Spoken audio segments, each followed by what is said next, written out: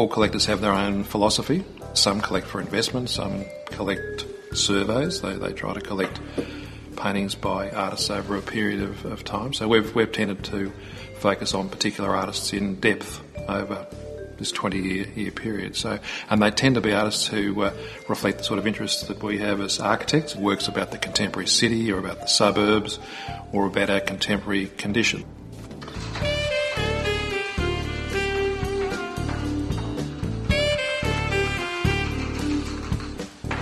Started very small, as I say, with one painting, which was by Linda Marinon, which we still have in the collection. It's grown to about 300 works over this 20-year period, and we've got about a third of them on display here in the Housemuseum. One of the sort of underlying objectives, really since the early days, was to share the collection with the public. The fact that I was an architect, that we'd actually think about designing a building to house the collection. The brief was a dual brief. It was a brief for the family. Secondly, that the building had spaces that were big enough to accommodate some large installation work, and that it was flexible enough so that we could rotate the art and accommodate groups of up to 100 people in the building. So a very challenging brief and a very sort of bold sociological experiment at the end of the day too. There are two spaces that we designed for particular works, and one is Howard Arkley's Fabricated Rooms, which is in the upstairs dining room. Fabricated Rooms, he has this very amazing perspective which tilts the picture plane, and he's cut the edges of the picture off in a very sort of violent way, which he was very proud of. It was a very interesting departure for him. So this is Habitat by Callum Morton, and it's a scale model of a building that Moja Safdie designed for the 1967 World Expo in Montreal. And it was the utopian vision of new housing. It turned out to be quite the opposite when people moved into it after the expo. So this is Callum Morton's take on what it's really like to live in Habitat, the kind of prosaic realities of people living cheek by jowl in this apartment building. And you can hear the people in the apartments talking to each other and getting up in the morning. And this whole day is condensed into 24 minutes.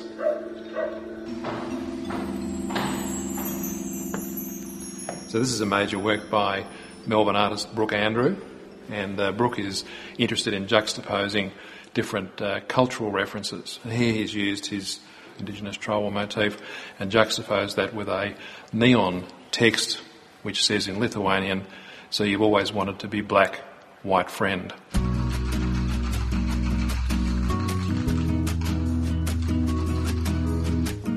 The idea for the building was the idea of it being a little bit voyeuristic. So again, the combination of public and private, but being able to see through spaces and down, not only to look at the art, but to look at other people in the building. So all of the works, we view them a bit like part of the family, particularly the truck babies that share our living room with us. We get asked very often whether it's like the Night at the Museum, that movie, where everything comes alive after the public leave. But no, it's a very easy house to live in.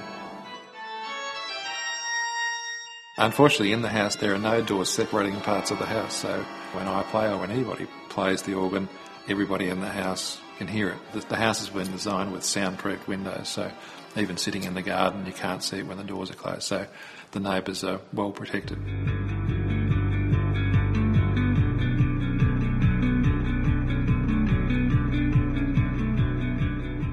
We feel very much like we're custodians of these works, so we've never had a sort of sense of ownership in the work, so we're very pleased to be able to look after these works on behalf of the community, and sure, to be able to live with them is a great thrill.